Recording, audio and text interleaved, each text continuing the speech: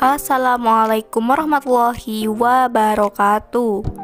Meskipun wajahku imut seperti ini, tapi aku sudah janda loh mas. Begitu lengkapan si janda cantik bos sawit ini.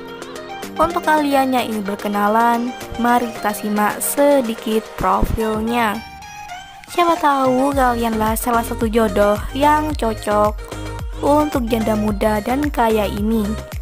Namun sebelum melanjutkan video ini, alangkah baiknya untuk menekan tombol like dan menekan tombol subscribe. Dan saya doakan semoga Anda yang menekan tombol subscribe selalu diberikan kesehatan, kesejahteraan, dan dimudahkan segala urusannya. Amin amin Allahumma amin. Umurku sekarang 27 tahun dan aku gak mau main-main soal hubungan mas. Begitulah ungkapan Mbak Andin.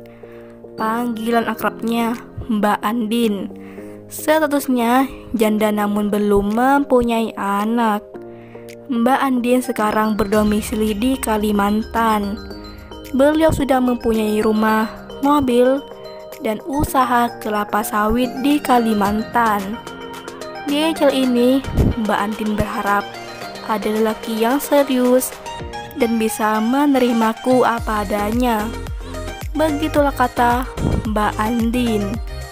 Jadi bagaimana untuk kalian yang melihat dan mendengarkan video ini? Apakah tertarik untuk berkenalan dan menjadikan Mbak Andin sebagai istri?